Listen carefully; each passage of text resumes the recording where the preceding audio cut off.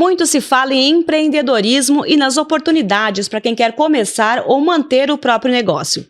Mas como identificar a necessidade do mercado? Existe uma fórmula secreta para se estabelecer e manter o seu negócio em evidência? E como a educação profissional pode ser uma importante aliada no seu sucesso e na sua empresa? Hoje, o papo é para aquelas pessoas que têm ou pretendem abrir o seu próprio negócio. É para quem tem aquela vontade de se destacar profissionalmente ou, quem sabe, ainda entrar no tão falado mercado de trabalho. E aí, vamos nos atualizar? O assunto é aprender, entender e empreender, estratégias e análise de mercado em Mato Grosso. Esse é o Pode Crer, o podcast que é uma realização do Sistema Comércio de Mato Grosso, presidido pelo empresário José Venceslau de Souza Júnior. E eu sou a Tiele Ehlert. E aqui do meu lado está o Sandro Cassiano. Oi, Sandro. Oi, Tiele. Oi para você que nos acompanha nas plataformas de áudio, vídeo e TV. Sim, porque estamos em todos os lugares, facilitando o acesso à informação de qualidade a toda a população. Afinal de contas, o Sistema Comércio Mato Grosso é assim, abre portas e facilita o acesso. E por falar em abrir portas, chegou a hora de abrir a mente para desfrutar de um assunto muito importante. A gente sabe que o mercado de trabalho está cada vez mais exigente, não é verdade? E para aliar a educação a uma trajetória profissional de sucesso, pode ser, sim, o caminho para a ascensão. Por isso, trouxemos dois convidados muito especiais e que entendem tudo do assunto, que é aprender, entender e empreender. Isso mesmo, Sandro. Vamos começar logo esse bate-papo e eu já estou ansiosa para ouvir o que os nossos convidados têm a dizer. E eu começo apresentando alguém que dispensa apresentações, mas eu vou seguir o protocolo. Ele é apaixonado por vendas, comunicação e autodesenvolvimento. Empresário e sócio fundador da Coutigo, palestras e treinamentos, e atua desde 2010 como palestrante, com foco em desenvolvimento humano, com base de estudo no coaching, a PNL, programação neurolinguística, e a hipnose clássica e ericksoniana. Jornalista de formação, atuou nas 3 principais emissoras de TV aberta no Brasil, na última delas como editor-chefe e apresentador. E hoje, ele se dedica a desenvolver pessoas e organizações, ajudando-as a lapidar a habilidade de negociação e persuasão. É claro que vocês já sabem de quem eu estou falando. Seja muito bem-vindo, Diego Hurtado. Você deve ter falado com a minha mãe para pegar todo esse currículo, viu? né? Nossa, que currículo! Obrigado, gente. Sandro, obrigado pelo convite. SESC, de modo geral, Federação do Comércio, para estar aqui com vocês, SENAC. É muito bom a gente falar sobre esse assunto, ainda mais isso que tá na veia, né? Aprender, entender e empreender. Acho que vai ser um bate-papo bastante produtivo para quem está nos acompanhando aí nas plataformas diversas. Legal. Diego, seja muito bem-vindo e tenho a certeza que o papo vai ser muito bom com os nossos convidados de hoje. Agora eu apresento a vocês nossa convidada, que é nossa colega de casa, Rosana Abutaca. Rosana é graduada em Pedagogia pelo Instituto Cuiabano de Educação, doutora e mestra em Educação pela Universidade Federal de Mato Grosso, especialista em Psicopedagogia pela UCDB e no ensino de Filosofia e Sociologia na Educação Básica pela IBPEX. Membro do grupo de pesquisa Laboratório de Estudos sobre Tecnologia da Informação e Comunicação na Educação, LETES, isso? Professora formada em cursos na modalidade à distância pela UAB da UFMT, coordenadora técnico-pedagógica em projetos de cursos online, autora de materiais didáticos, fascículos para cursos à distância e hoje atua como diretora de educação profissional do SENAC Mato Grosso. Rosana, seja muito bem-vinda, é um prazer imenso tê-la aqui conosco. Opa, obrigada, Sandro, Tiele. Acho que ele também pegou o currículo lá com a minha mãe. Tá grande, extenso. Prazer enorme estar aqui conversando com vocês, fazendo esse bate-papo aqui com o nosso querido Diego Hurtado. E conversando um pouquinho sobre educação, que eu acho que é uma pauta importantíssima para a gente trazer aqui nessa mesa hoje. Legal, hein? Convidados gabaritados, hein, Sandro? Olha o tamanho do currículo deles. E eu quero começar nossa conversa tentando entender um pouco sobre os caminhos que vocês percorreram até chegar aqui. Sim, porque um currículo desses não se constrói da noite para o dia. Então, Diego, eu queria saber de você. Você é jornalista, você sempre quis ser comunicador? Como é que foi esse início? Olha, se eu te disser que lá atrás, na minha adolescência, na minha infância, eu era muito tímido, retraído, e uma das únicas coisas que eu não queria fazer na minha vida era me comunicar. Eu era sempre aquela criança que chegava numa festa, escolhia a mesa que ficava atrás do pilar para poder me esconder de todo mundo. Tinha vergonha de dar benção pro pai, pra mãe, pro tio, mas eu sempre tive o desejo de fazer algo dentro do jornalismo. Eu tinha uma prima que era jornalista, e eu via as pessoas fazendo, não em TV, né, mas em rádio, em jornal, e eu achava muito interessante aquilo. De um outro modo, eu também não tinha muita afinidade para exatas, para matemática, então a gente vai meio que pela eliminação, né? O que eu sei fazer? Bom, eu sei escrever, minha mãe também pedagoga, professora mais voltada para linguística, né? Então eu escrevia muito bem, sempre incentivava a ler, e a matemática não era muito meu forte, então eu fui meio que pendendo para essa área da comunicação. E aí eu falei, não, vou fazer jornalismo. A ideia inicial era fazer engenharia elétrica na UNB, em Brasília, porque tinha aquela questão de Renato Russo, Legião Urbana, né? Tal. Mas aí eu vi que não era muito para mim, a Legião sim, mas a matemática não. Aí eu falei, vou fazer o quê? Vou fazer jornalismo. Mas aí como é que se faz jornalismo se você não consegue falar, se você não tem essa habilidade? Eu falei, não, eu preciso ou sair fora do jornalismo ou me desenvolver na comunicação. E aí eu falei, não, então vamos lá, eu quero isso, então vamos começar. E aí aos pouquinhos eu fui começando a me desenvolver. Fazer um teatro, na escola me ajudou muito lá atrás, aula de teatro, me forçar a conversar com pessoas que eu não conhecia, mesmo não querendo, e foi aos pouquinhos, até que eu me vi dentro da faculdade. E aí eu sempre tive dentro de mim uma coisa assim, que eu não queria ser só mais um. Eu sempre tive aquela coisa que eu quero fazer, mas fazer bem feito. Não ser o melhor, mas dar o melhor que eu posso. E aí eu falei, cara, não tenho como tentar dar o meu melhor se eu não for lá meter a cara e fazer. E foi assim que eu comecei dentro da comunicação. Essa foi a minha escolha. Aí fiz uma formação, uma pós-graduação na área de jornalismo online e a vida acabou me levando para os caminhos da TV. Não foi uma opção, mas foi meio que... Não foi uma escolha, mas foi uma opção que surgiu e de uma foi levando a outra. E aí, a gente fala mais sobre isso depois, mas foi mais ou menos assim o meu começo, tá? Entendi. Maravilha. Rosana, quando foi que você percebeu que a educação passaria além da sua formação e passaria a ser para você a sua profissão? Sabe, aquela brincadeira clássica de criança que coloca todo mundo pra sentar e tem alguém ali pra ensinar? Sim. Eu sempre comecei a fazer isso desde criança. Então, eu sempre colocava meus primos, meus coleguinhas sentados e sempre tinha um quadro, minha casa sempre teve um quadro, giz, e eu tava ali à frente ensinando. E eu gosto muito de ensinar, Sandra, eu gosto muito de compartilhar o que eu sei. Eu costumo dizer assim, eu sou um eterno gerúndio, eu estou sempre aprendendo. E nesse processo de estar sempre aprendendo, eu gosto de compartilhar um pouco do que eu sei, porque eu acho muito importante essa troca. Então, assim, foi muito natural eu entrar para esse viés da educação. Mesmo porque eu também não tinha essa tendência muito com as exatas, então eu também já fui fazendo essas eliminações na minha vida. E aí, eu entrei para a faculdade da pedagogia e comecei a trabalhar com criança, trabalhei um tempo com a educação infantil, trabalhei com o fundamental, trabalhei com o ensino médio, mas chegou o momento que eu queria trabalhar com o adulto. E quando eu me percebi que eu tinha esse veio muito forte para trabalhar com adulto, eu falei, não, eu preciso me qualificar mais, eu preciso estudar mais, e foi aí que eu comecei a me especializar, fui atrás do meu mestrado, fui atrás do meu doutorado, e hoje eu tenho, né, o grupo de pesquisa onde eu faço parte, da UFMT, que a gente também desenvolve pesquisas.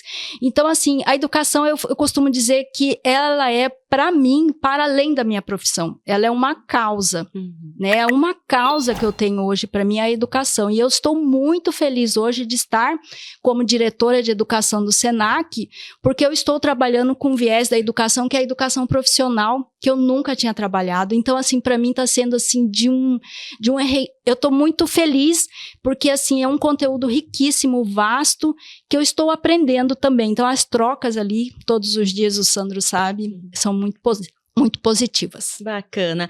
E a gente está falando hoje aqui sobre aprender e sobre empreender.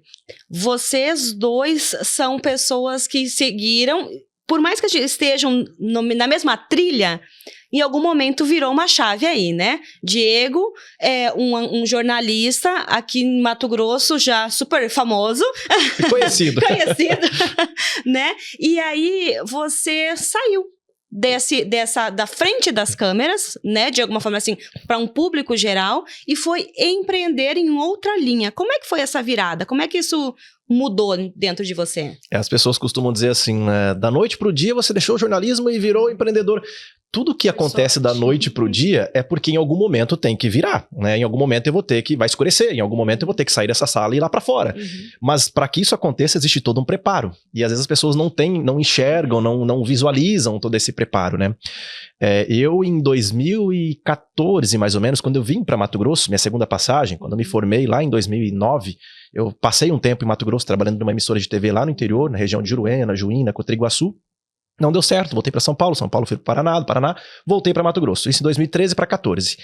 E ali eu queria não ser mais apenas um repórter. Na época eu trabalhava na TV Centro-América, em Rondonópolis, e eu queria alçar voos maiores, eu queria ter um cargo melhor, eu queria ganhar mais, eu queria ter mais visibilidade, mais responsabilidades. E eu comecei a buscar me desenvolver. E a desenvolver, na época, estava no auge, o coaching, né? Fui fazer formação em coaching, já tinha algumas formações em PNL, era um curioso do desenvolvimento humano, e eu falei, vou fazer. E quando eu fui fazer uma formação para valer, porque eu consumia assim, de forma paralela, livros, vídeos, mas quando eu fui realmente me dedicar a uma formação completa, ali mexeu demais dentro de mim, e essa veia da educação que já vinha de berço da minha mãe, começou a falar assim, não, peraí, você não tem que apenas consumir isso, você tem também que divulgar isso, ensinar isso, levar isso adiante.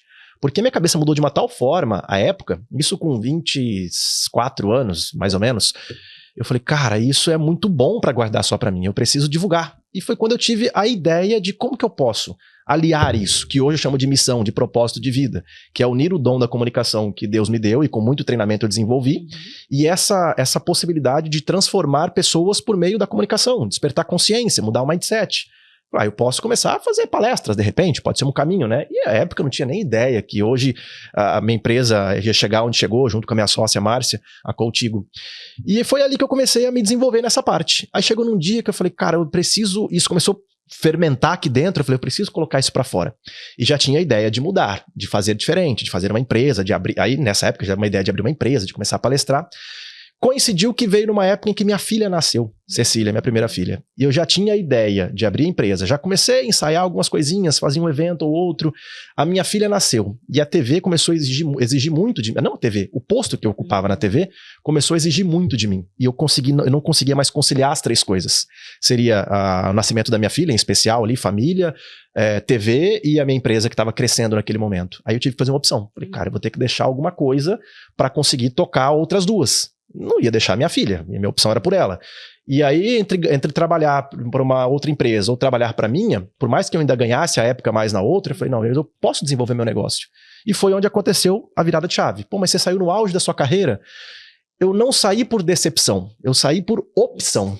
Porque tinha algo dentro de mim que falava assim, vai lá e faz. E a minha filha veio como um empurrãozinho e eu falei, não, agora acho que é a hora, né? E culminou, coincidentemente, feliz ou infelizmente, não sei, de eu estar realmente no auge da carreira. Foi bom, eu avalio olhando para trás que foi bom, porque eu pude deixar minha contribuição para a comunicação de Mato Grosso, para a TV de Mato Grosso de modo geral. E hoje eu deixo minha contribuição ao lado da minha sócia de uma outra forma, desenvolvendo pessoas. Então, para quem não sabe, foi essa a virada de chave. E coincidiu com uma necessidade de mercado ou foi...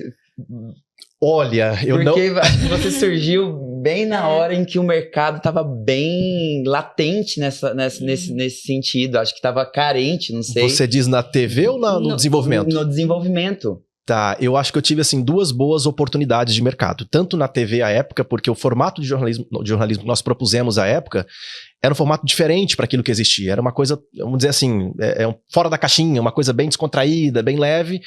E foi no começo, assim, meio estranho, mas o público absorveu. E depois também, quando você fala sobre essa questão do desenvolvimento, eu vejo que a época talvez, não é que faltava um nome, faltava uma empresa, uma pessoa, mas tinha essa lacuna, tinha esse espaço. Estava muito no começo ainda falar de desenvolvimento. A gente está falando de 2014 para 15. Hoje é muito comum você encontrar aí coaches, terapeutas, palestrantes, né? Mas olhando para um cenário de 10 anos, visto hoje, 2024, para 10 anos atrás, não tinha muito isso. Então, meio que foi uma, sei lá, talvez a sorte com o preparo, que eu chamo de oportunidade, eu digo que é a junção da sorte com o preparo. Então, talvez estivéssemos preparados à época e tinha a sorte de ter esse espaço.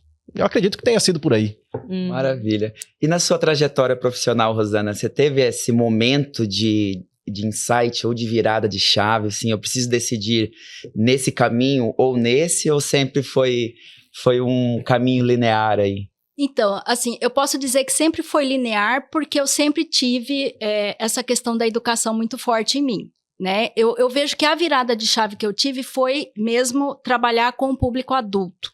né? Então foi nesse momento que eu falei, não, eu quero mudar, eu quero agora trabalhar com este outro público, e foi aonde eu fui buscar, né, qualificação e desenvolver algumas pesquisas, e também nesse momento eu estava ainda trabalhando, Sandro, em outros órgãos públicos, sabe? E aí, neste momento, eu também falei, não, eu quero estar dentro de uma instituição de ensino.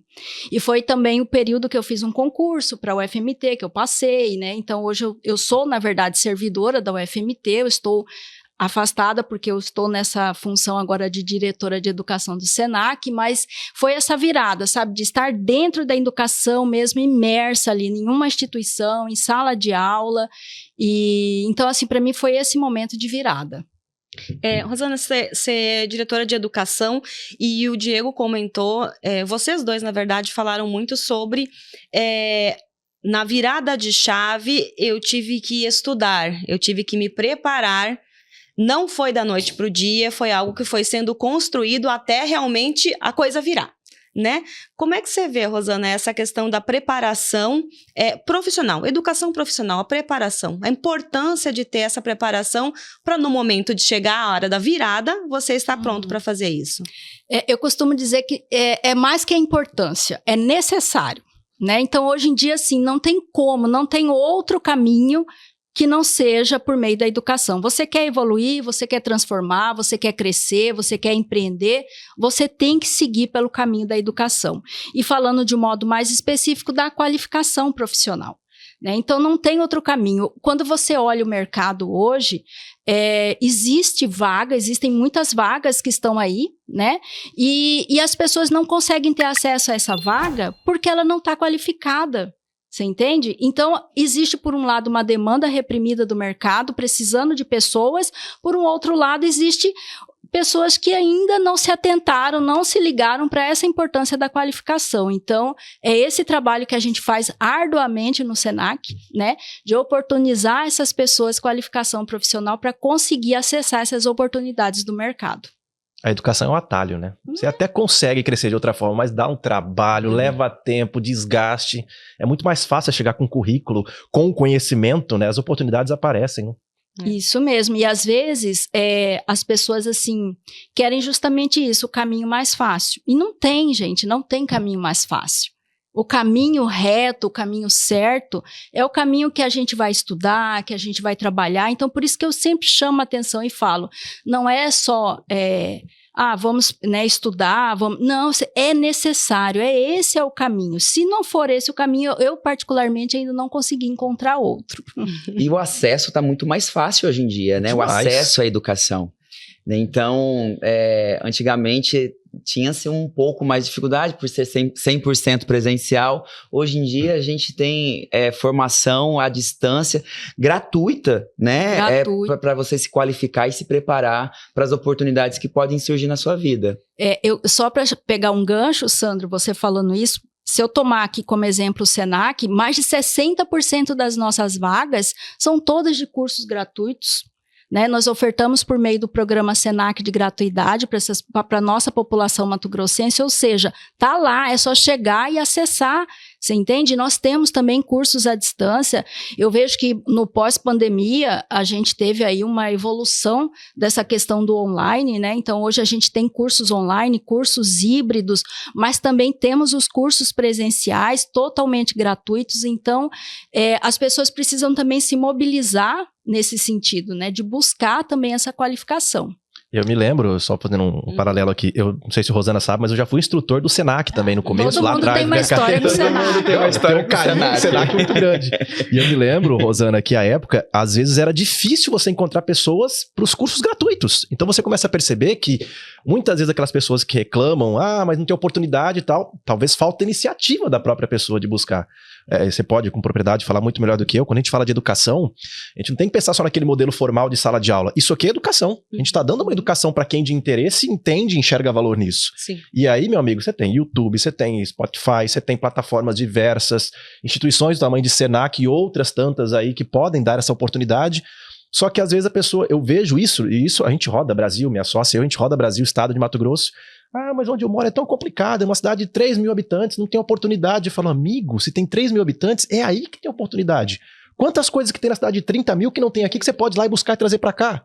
Ah, mas é difícil. Não, não é difícil, é uma questão de você querer, de ir atrás. Eu entendo que às vezes é complicado, logística, tempo, tem filho para criar, tem casa para limpar, tem trabalho para executar, mas se a gente se organizar nesse tempo que a gente tem e buscar esse conhecimento, essa educação, por mais que seja difícil agora, lá na frente fica mais fácil. A gente tem que ter essa opção, ou é fácil agora e difícil lá, ou a gente dificulta um pouquinho aqui agora para ter uma facilidade lá na frente. Com certeza. Diego, a gente está falando de empreendedorismo, de estudo, de planejamento, e aí eu estava até comentando com o pessoal antes, que é um assunto que muitas vezes as pessoas podem até se confundir. Porque é preciso ter um planejamento, né? Como você falou, como a Rosana falou, a gente tem um longo caminho aí de planejar até executar o empreendedorismo, digamos assim, né? Como é que a gente faz? Como é que o empreendedor, a empreendedora, ele pode fazer isso? Tem que ter, sim, este planejamento. E, às vezes, as pessoas acham que ter um planejamento é ter tudo muito engessado, muito controlado. Olha, não tem espaço para criar. Como é que funciona isso no empreendedorismo? Se a gente pegar o tema do nosso bate-papo, aprender, entender e empreender, o que acontece? Muitas vezes a pessoa ela empreende pelas essas duas últimas palavras. Ou porque ela entende, ou porque ela quer, é uma oportunidade de negócio. Só que a pessoa esquece disso que a gente está falando, de aprender. E aprender a empreender passa pelo planejamento. O que é um planejamento? É entender, que mercado que eu vou atuar? O que eu tenho para oferecer? Quanto eu vou precisar de dinheiro para isso? Quanto custa eu executar essa ação? Quanto tempo eu levarei para começar a viver do meu negócio? Seja da minha arte, do meu serviço, do meu produto. Então, isso tudo é um planejamento que não é aquela coisa que você senta e faz uma lista, coloca tópico por tópico. É importante você ter um direcionamento, mas como você disse, não engessado. Até porque não existe fórmula pronta para nada. Eu aposto que a Rosana começou na educação, falou, eu vou por aqui, daqui a pouco ela falou, não, aqui não vai dar, eu vou por aqui. Né? E assim como nós também. Esse programa era para ir por um caminho, a gente está abrindo para outros vieses. Então a gente tem que ter mais ou menos uma espinha dorsal, mas não se prender àquilo. E, para quem está começando agora, empreender não necessariamente precisa ser feito com o teu dinheiro, com o teu negócio, com o teu espaço, com o teu produto. Você pode praticar o que a gente chama de intraempreendedorismo. O que é isso? Eu empreendi durante muito tempo em empresas de outras pessoas. Quando eu entrei, por exemplo, na primeira emissora de rádio que eu trabalhei, eu era um estagiário. Eu saí de lá como chefe de redação. Quer dizer, eu cresci ali dentro. O empreendedor não quer crescer? Ele não começa com uma portinha, não quer abrir uma franquia, não quer abrir uma grande empresa, ou simplesmente vender mais, atender mais. Então você começar a praticar esse planejamento. Como é que eu posso crescer dentro do meu negócio? Trabalhando para outra pessoa. Já é uma forma de você entender o mercado. Como é que eu posso fazer isso lá fora? Aí é só replicar. E sim, gente, eu sempre proponho a ideia de que crie uma transição de carreira, não uma ruptura. O que é ruptura? Eu vou sair, chuto o balde, mete o pé na porta, tô indo embora. E aí eu começo do nada, porque meu coração tá mandando eu fazer alguma coisa. Amigo, ouvir o coração é importante, mas conversar com o estômago também é. O que eu quero dizer com isso? Você precisa comer, você precisa vestir, você precisa pagar suas contas. E aí que entra o planejamento. Até o momento que você fala assim, olha, eu já tenho informação, educação, conhecimento suficiente para poder virar a chave agora. E aí a gente volta para aquele outro papo. Da noite para o dia a chave vira. Mas esse da noite para o dia foi toda uma construção, um processo feito de onde eu estou hoje. Exatamente. E Rosana, a gente estava pensando aqui sobre a questão de... Nisso que o Diego está comentando, você acredita que as pessoas, você como uma educadora, você conhece pessoas e você entende de educação, né? As pessoas têm essa capacidade de fazer muitas coisas ao mesmo tempo. Nossa, eu sou multitarefas, eu consigo fazer várias coisas ao mesmo tempo. Na sua experiência, isso é ok? Eu posso fazer muitas coisas? Ou isso é uma falta de planejamento completo? Olha, eu tô fazendo um pouco para cá, um pouco ali, e vamos vendo o que vai acontecer. Como é que você vê você como uma educadora, né?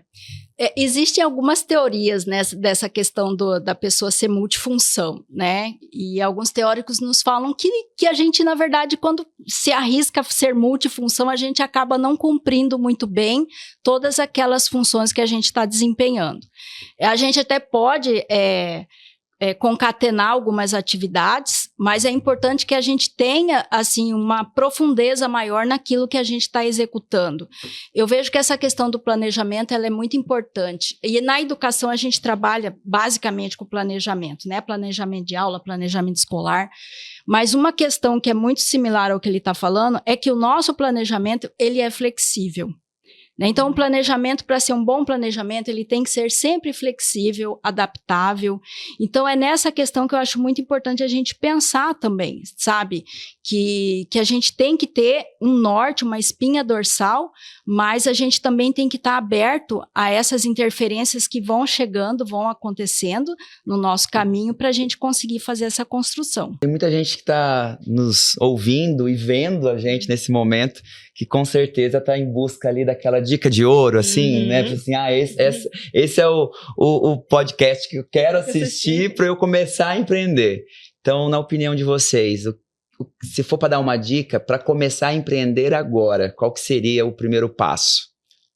Bom, eu acho que eu já estou falando aqui a minha super hashtag, fica a dica aí, né?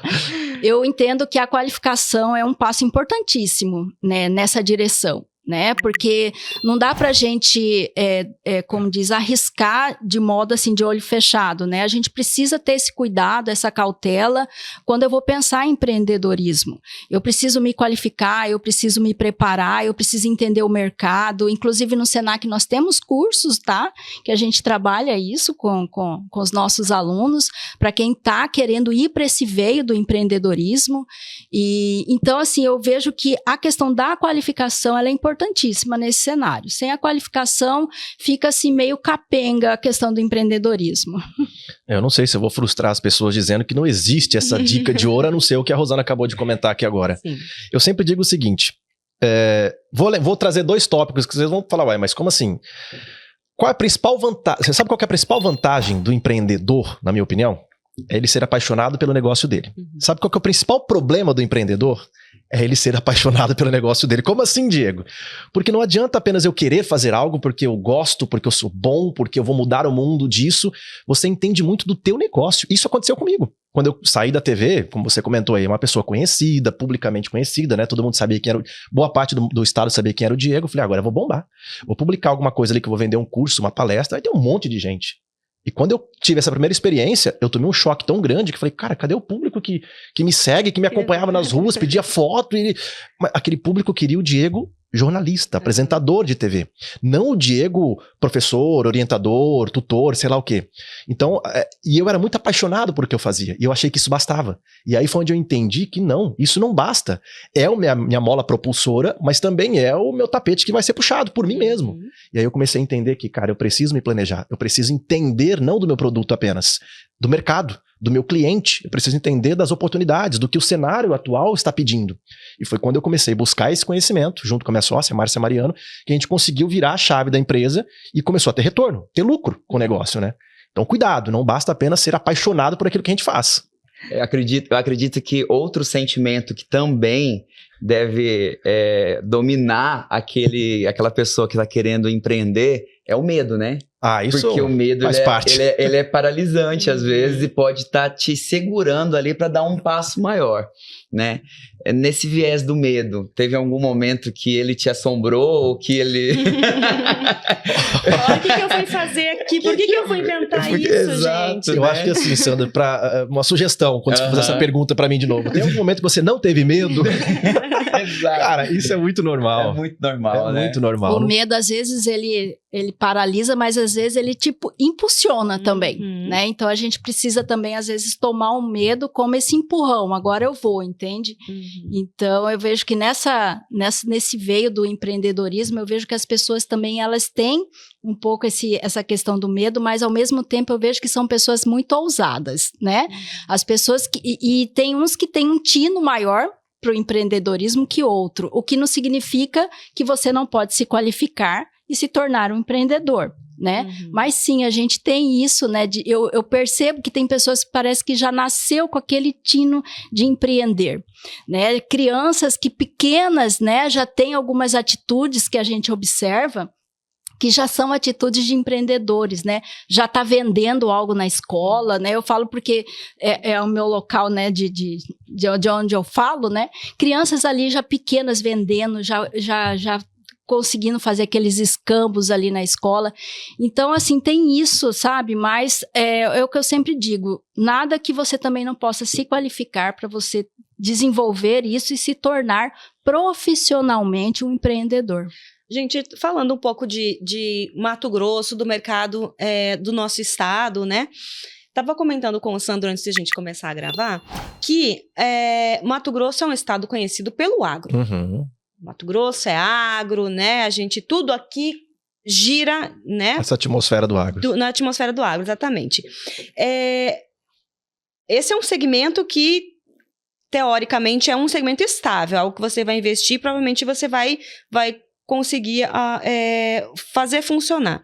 Mas existe toda uma cadeia ao redor do agro que é possível empreender e você não precisa necessariamente estar ligado a isso, plantar um pé de né? soja, né? Você não precisa estar lá, ter terra para plantar, você não precisa ter gado, como a gente está conversando, né, para investir. É isso mesmo? Existem oportunidades variadas aqui em Mato Grosso, Rosana? Olha, eu vejo, por exemplo, tomando o exemplo do Senac, a gente está agora formatando um curso em técnico de agronegócio. Sabe? Então, assim, as pessoas que estão relacionadas ao agro, não necessariamente, como o colega está dizendo, vai ter que plantar um pé de soja, de milho, mas existe muito comércio também relacionado ao agro. E a gente está justamente fazendo esse estudo, mapeando isso e formatando alguns cursos para atender justamente essas regiões, em especial, por exemplo, os municípios do norte, do nosso nortão. Então, assim, um curso de agronegócio que está ali para atender os comerciantes, os empresários que têm comércios do agronegócio. Então, também nós temos essa outra frente aí de atendimento do agro por meio do Senac. Eu estava até comentando com a Tiele também nesse mesmo bate-papo, né, Tiele, que o Mato Grosso produz muito commodities, mas até ele chegar na mesa do consumidor, tem todo um caminho, uma logística que é permeado pelo comércio, né? Então, assim, o Mato Grosso é sim um grande produtor, né? Costuma dizer que é o celeiro do Brasil, mas para que esse produto chegue ao consumidor final, tem todo um percurso, né? Que passa pelo comércio. Obrigatoriamente. Né? Né? Obrigatoriamente. Né? Então, quando fala que Mato Grosso é um estado promissor e de oportunidades, sim, claro, pelo agronegócio, mas fortemente pelo comércio, pelas oportunidades que existem no comércio. Né? E a qualificação para ocupar essas posições que estão aí abertas é que entra o trabalho do Senac. Isso mesmo. Diego, qual o público que você atende, assim, de empresários? Onde é que você dá esses treinamentos? É variado, assim, os segmentos que você atua? Hoje a nossa empresa, a Contigo, ela trabalha com desenvolvimento de modo geral, voltado para pessoas, né? E aí, a gente estava comentando lá atrás, até a Rosana comentou sobre a importância de você ter uma especialização, um foco. Então, hoje, dentro da Contigo, eu tenho mais esse viés de empreendedorismo voltado para o pequeno negócio, né? Mas não que a gente não atenda grandes empresas. Nós temos clientes, por exemplo, Energisa, Andrade Gutierrez, que é uma multinacional em 40 países, então a gente atende também. Mas eu comecei a me especializar nesse empreendedorismo voltado para o pequeno, por quê? Porque é aquela pessoa que tem mais dificuldade, que muitas vezes, voltando ao foco da nossa conversa, ela começou porque ela teve uma decepção, ou é porque ela teve uma necessidade, ou porque ela tinha uma paixão muito grande. Mas falta a ela esse conhecimento de como emitir uma nota fiscal, de como fazer um balanço de caixa, de como vender propriamente dito aquele produto que é um bom produto, mas que ela não consegue dar vazão. Então hoje o meu foco é esse. Mas a minha sócia, a Márcia, que nos acompanha aqui, ela trabalha com planejamento, estruturação de equipe, análise de perfil comportamental, para a gente poder entender qual a pessoa certa para aquele lugar onde ela vai se colocar, se ela é uma pessoa adequada para essa função ou não. Então a gente tem toda essa rede de atendimento ali dentro. E outros profissionais que somam com a gente também. Eu preciso de uma terapia voltada para constelação, por exemplo. Eu não faço, mas eu tenho parceiros que fazem, que eu posso indicar e posso levar para dentro da minha empresa aquele cliente para que ele seja atendido ali, por exemplo. Então hoje meu foco é mais esse, voltado para negócios, para vendas, empreendedorismo e, enfim, de modo geral a gente atende o desenvolvimento. Bacana. Eu queria entender uma questão que a gente comentou sobre... A gente falou de medo, né? Que ele pode ser paralisante e ele pode ser também uma mola propulsora. E você comentou até, Diego, que você... Qual o momento que eu não tive medo, né? Como é que vocês veem essa questão de fazer superar? Como é que o momento que você percebeu que você precisava superar? Eu sei que não tem uma dica de ouro, vocês já falaram isso, que não existe uma dica, não existe uma receita de bolo. Mas assim, olha, comecei o meu negócio aqui e esse meu medo está paralisante, realmente. Eu quero fazer, não sei vender, não sei dar vazão pro meu produto, sei que eu tenho uma boa ideia. Como é que como é que a gente pula este muro aqui do medo que tá me segurando? Posso começar com essa resposta? Coloca o medo maior na frente desse. Como assim, Diego? Eu tenho medo de vender. Ok, se eu não vender, eu vou ficar, sei lá, eu não vou ter o que comer. Nossa, eu tenho muito mais medo de ficar sem o que comer do que de vender, então eu vou vender. Sabe aquela história? Assim, pode parecer boba a resposta, mas a gente não tem muito como fugir disso. A gente já falou aqui desde o começo que a educação é importante, um planejamento, se preparar, buscar um conhecimento. Então tudo isso a gente já passou dessa página, já está aí validado. Agora, o que eu posso fazer para me impulsionar, para me colocar à frente de um desafio? O medo, sim, ele é paralisante, mas também ele é motivador. É igual a raiva, por exemplo. A raiva é bom. Em alguns momentos te faz tomar uma decisão de romper, sei lá, um relacionamento, romper alguma coisa que não está dando bom para você, não está legal. Então a gente tem que entender o seguinte, o que eu posso perder dando valor para esse medo aqui de encarar um público, de falar em público, de vender, de oferecer o meu produto? Olha, eu posso perder a oportunidade de fazer network, eu posso perder a oportunidade de ganhar mais, eu posso perder a oportunidade de ter uma vida melhor, um plano de saúde, uma escola boa para minha filha, uma casa melhor para mim, um carro. Então o que eu posso perder com isso? Quando eu começo a tomar essa consciência e junto com o planejamento, organização, educação, aprendizado, eu vou começando a criar para mim um plano de ação onde aquele medo não é tão assustador. E aí, assim, a forma de você minimizar qualquer tipo de medo é colocando conhecimento.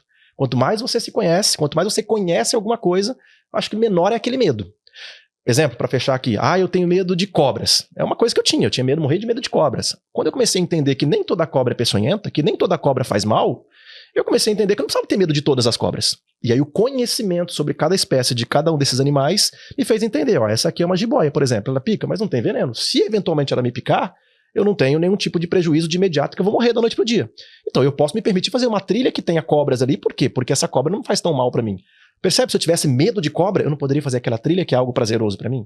Então a grande chave, a grande dica é conheça ao teu produto, ao teu serviço e coloque algo como um motivador, um propósito. Seja um medo maior do que esse, ou seja um ponto de chegada que eu quero conquistar aquilo. Acho que passa por aí essa mitigação do medo. Entendi. Sabe o que eu ia falar também, Tiele, que eu acho importante nessa fala? É a gente ser resilientes também. Né? Demais. Porque, assim, a gente tem o medo, a gente enfrenta, a gente às vezes vai ter o baque, né? Vai ter os momentos que às vezes a gente pode cair, mas a gente precisa insistir. E a resiliência é muito importante para quem está empreendendo, né? É você ter esse momento de você ressurgir das cinzas. Eu acho que o empreendedor, ele tá sempre nisso, né? Ressurgindo das cinzas. Então, assim, é essa insistência e aí isso a gente não faz também de modo tão aleatório, né? É nesse ressurgir, mas é o que eu falo, é o risco sempre calculado, né? O empreendedor tem que estar sempre correndo esse risco calculado. E o risco calculado está calçado aí nesse planejamento, nesse estudo de mercado. Então, mas a resiliência também é uma palavra importante aí para quem está empreendendo. Eu tenho uma frase que eu carrego comigo há muito tempo que eu digo que o empreendedorismo é o exercício diário da paciência e da resiliência. Porque é bem isso. A gente tá preparado para conquistar, mas a gente não se prepara para cair. Né? E o cair, assim, vem de uma forma totalmente aleatória. Exato. E o que eu faço agora? Eu sento, choro, ou eu vou pegar e vender lenço para outras pessoas que estão sentadas e chorando também, né? Eles falam que não é fácil. Diz que empreendedor tem dor até no nome. Empreendedor. Boa. Eu não tinha pensado nisso. Faz sentido. Não, e outro ponto... É uma dor gostosa, tá? Dor gostosa, é verdade. Cai e levanta. É meio masoquista o empreendedor, vai. Não, e o mais interessante que está presente em vocês dois é que não foi dito ainda, além da qualificação, ambos altamente qualificados para atuarem onde atuam, a inovação. Eu acho que ela está bem presente, né, na fala de vocês, no comportamento de vocês, no que a gente tem escutado, né, das respostas de vocês. Eu acho que a inovação ela se faz presente a todo momento. Como que a Contigo, por exemplo, e o Senac têm se inovado e se preparado para o mercado de trabalho, né? Onde é que tem colocado inovação para atuar nos segmentos do mercado de trabalho? Lembra daquela história de que a gente está falando no planejamento, que ele é essencial, mas não pode ser engessado? Então tá aí, qual que é o meu foco? Desenvolvimento humano, assim como o foco do Senac também, desenvolvimento profissional, nós temos esse viés, só que eu tenho que estar atento ao que está acontecendo. Por exemplo, não é segredo para ninguém que o que a nossa empresa faz hoje, ela não é nem de perto parecido com o que nós fazíamos em 2019, por exemplo. A Coutiga era uma empresa de cursos abertos, então nós tínhamos amparado por um decreto que nos permite vender cursos abertos. A gente abriu um curso de liderança, hipnose, e as pessoas se inscreviam aleatoriamente e nós preenchíamos uma turma e entregava aquele conteúdo. Veio a pandemia, nós não podíamos mais fazer cursos abertos, presenciais em especial, e aí nós também entramos naquele viés de agora. E nós fomos para fazer online, aquela coisinha, ou então reuniões assim de 3 pessoas, 4 pessoas em empresas fechadas. E nós percebemos que esse modelo de negócio era muito mais assertivo, não por conta de rentabilidade apenas, mas porque nós tínhamos uma entrega um pouco mais de qualidade, podíamos acompanhar mais tempo aquelas empresas pós essa entrega, podíamos fazer uma outra aula online, uma outra reunião presencial com poucas pessoas, um acompanhamento. E, de certa forma, era pra gente, não vou dizer que mais fácil para vender, mas assim, ao invés de eu vender 30, 20 alunos e prospectar 400, eu fazia negócio com uma única pessoa, mostrava o valor do meu produto para ela, e essa pessoa, não, gostei, vamos fechar, vamos comprar. E aí nós oferecíamos esse produto dentro da empresa para essas pessoas que ali estavam escaladas. E hoje nós fazemos isso. Hoje nós não atendemos mais porta aberta. Por exemplo, como é o modelo do Senac. Tem lá um curso, vai lá, se inscreve, que é um modelo interessantíssimo. Mas para nós, na nossa realidade, nós mudamos. Inovamos? Diego, mas isso já existia no mercado. E aí eu deixo aqui um paralelo para quem pensa em inovação. Inovação não é criar do zero alguma coisa. Inovação, eu me empresto de um conceito de Murilo Gun, ele fala que tá mais ligado à combinatividade das coisas do que criatividade. Como assim combinatividade? Combinar coisas que já existem.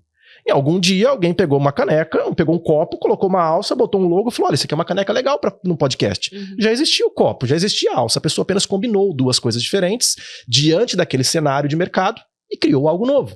Então assim, a gente tem que estar atento de que forma que meu produto pode ser melhor embalado, melhor oferecido. E aí, Sandro, você nos acompanhou um tempo atrás numa turnê de palestras no interior, e você viu como a gente fala para o empreendedor que assim, cara, você não precisa inventar a roda, é fazer o básico bem feito. Às vezes, se no teu comércio, na região onde você está, ninguém, por exemplo, oferece um café para o cliente, olha, quando você oferece um café, já é uma inovação, porque ninguém está fazendo. Quando você chega, ao invés de você falar assim, oi, tudo bem? Pois não, posso te ajudar? Você dá um bom dia, tudo bem? Que bom receber você aqui hoje. Pega na mão do cliente, olha nos olhos dele. O cliente vai falar, nossa, em lugar nenhum eu sou recebido assim. Aquele pessoal está fazendo isso, você inovou. Então é prestar atenção, primeiro, no que as pessoas não estão fazendo e que você poderia fazer. E segundo, é você entender o que o mercado está pedindo. É para ir para o online? Mas eu não sei mexer com a internet. Calma, não é só esse o modelo de negócio atual hoje. Dá para vender online, dá para vender presencial, mas acho que a grande questão é inovar, estar atento e combinar coisas que você já tem no teu lugar, no teu mercado, na tua loja, no teu comércio. Eu penso que é mais ou menos por aí. Estar atento às demandas de mercado, né? As necessidades. E o Senac tem atuado bastante nessa linha, né, isso, Rosana? Sandro. E eu acho importante também a gente falar que inovar não é criar. Do zero, né? Inovar, às vezes, é recriar, entende? E é importante a gente ter essa concepção. Quando eu penso no negócio do Senac, por exemplo, a gente está inovando o tempo todo. O que não significa dizer que a gente está criando produtos do zero o tempo todo, mas nós estamos em cima do que nós temos, ressignificando aquilo para atender a demanda do mercado. Então, desde de pensar as metodologias dos nossos cursos, nós estamos ressignificando aquela metodologia, repensando ela para atender a demanda do mercado atual. Os processos avaliativos, os acompanhamentos, então tudo isso a gente tem esse cuidado de estar sempre repensando, ressignificando aquilo, porque por detrás disso a gente está inovando. E nem sempre inovação também tem a ver com tecnologia. Não, pelo contrário. E às vezes as pessoas associam que inovar é ter que colocar até uma pitada de tecnologia ali. Por mais que hoje fala-se que a gente está vivendo essa revolução do digital, né? A gente está e claro, né? A gente está aí ao tempo todo com o digital na nossa vida, mas a inovação nem sempre está linkada com isso. Mas é importante a gente considerar também essa demanda do mercado, né? E quando a gente considera, a gente tem que abrir um leque de possibilidades para os nossos clientes, que são os nossos alunos. né? Tem aluno que quer acessar os nossos cursos no presencial, tem aluno que quer acessar no online, tem aluno que quer acessar no híbrido, e a gente precisa abrir esse leque, inovar também nesse portfólio para conseguir atender essa demanda dos nossos alunos e atender a demanda da nossa classe empresarial. Então, a gente está tendo um cuidado hoje muito latente de estar ressignificando as metodologias dos nossos cursos, justamente pensando nisso. A inteligência artificial está aí, está sentando no nosso lugar. E ainda tem gente que fala, mas isso não vai para frente. A gente não tem que competir, a gente tem que absorver, conhecer, a gente precisa se apropriar disso, se apropriar de modo crítico, né? Com inteligência humana, você entende? Porque eu vejo que a gente precisa se apropriar com inteligência humana para que isso esteja a nosso favor e não sentando no nosso lugar. Então, é isso que a gente tem feito também no Senac. Legal. Posso dar um exemplo de inovação que não tem nada a ver com tecnologia, que eu acho fantástico? Uma série que passou há um tempo atrás, um programa de TV, não me recordo qual, que mostrava uma comunidade, eu não lembro se foi na África, se foi em Gana, eu não me lembro. Eu sei que é uma comunidade bem humilde, financeiramente falando, nessa região aí da africana, do safari africano, e eles tinham problemas com elefantes. Porque eles plantavam lá trigo, arroz, alguma coisa para a subsistência deles, os elefantes iam lá e passavam em cima das roças e acabavam com tudo. Aí me fala, como é que uma comunidade carente financeiramente vai construir muros ou em volta, telas, sei lá, para segurar um elefante, gente? Não é um cachorro que tá indo ali. Sabe o que eles fizeram? Eles criaram cercas, cerca mesmo de arame, e nessa cerca eles colocaram caixas de colmeias de abelha. Por quê? Porque o elefante ele morre de medo de abelha. Então, a cada 5 metros, eles colocavam uma colmeia de abelha, aquelas caixas que criam abelha, não sei como é o nome daquilo. O elefante encostava as abelhas, alvoroçavam, e o elefante, morria. E o elefante é um animal muito inteligente, ele consegue entender o que está acontecendo facilmente ao redor. E olha o que aconteceu. Eles tiveram a plantação deles cuidada, bem cuidada, não teve mais elefante. Os elefantes, o propósito da cerca era afastar os elefantes, afastou, e de quebra tiveram o quê? Mel da abelha, para vender ou para consumir. Me fala, qual foi o algoritmo que eles usaram para fazer isso? O que eles usaram de tecnologia? Nada. É uma inteligência que já existe dentro da gente. Certo. Uniu o que eles tinham, propor uma solução nova. Então é bem isso, não é pensar, eu não sei nem ligar um computador. Calma, tem muita inovação que dá para ser feita no teu comércio, começando com o teu bom dia, começando com a tua clientela, começando com um cafezinho, começando com olho no olho. Olha, Rosana, muito obrigado por ter vindo da minha loja hoje, eu espero recebê-la da próxima vez muito bem, assim como eu te recebi. Isso é inovação, coisa que as pessoas perdem ao longo dos anos e não fazem, coisa simples. Diego, você que está atuando diretamente com empreendedores, futuros empreendedores, líderes, do que a classe empreendedora está carente? Você que trabalha com desenvolvimento humano.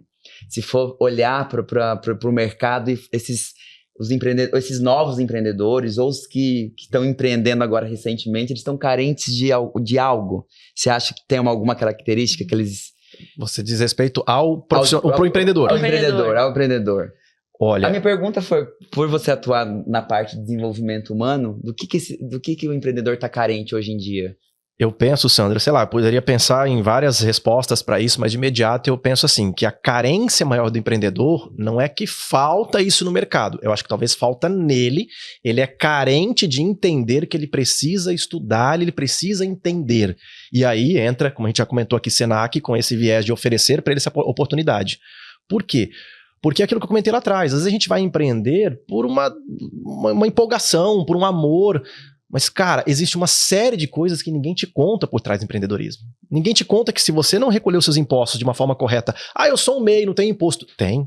Você pode pagar caro lá na frente. Ninguém te conta que não basta colocar o produto numa prateleira, você tem que ter estratégia de mercado. Mas como é que eu vou fazer? Eu não sei mexer com o Instagram, com o Facebook para fazer impulsionamento disso aí. Tem formas de fazer isso, você mesmo, que você consegue lidar com isso. Então, assim, eu acho que o grande pecado do empreendedor é achar que ser bom naquilo que ele sabe fazer já basta. É essa autoconfiança. Exato, sabe? Achar que porque você... eu sei vender essa xícara, então é isso que eu sei fazer e eu não preciso saber de mais nada. Minha xícara é muito boa, porque ela é de porcelanato, mas e daí? E daí, né? E todo o resto, todo ao redor disso, né? Como é que é? Você também concorda, Rosana? Isso, eu queria até falar um exemplo. Nos cursos do Senac, nós temos curso, por exemplo, na área de produção de bolos e pães, né? As pessoas, elas têm a qualificação, elas realizam o curso e algumas acessam as oportunidades do mercado e outras optam por empreender. E o que a gente vê nesse movimento é justamente isso. Quando ela aprendeu a técnica de preparar o bolo, é uma coisa. Aí ela vai para empreender. Aí agora eu vou empreender.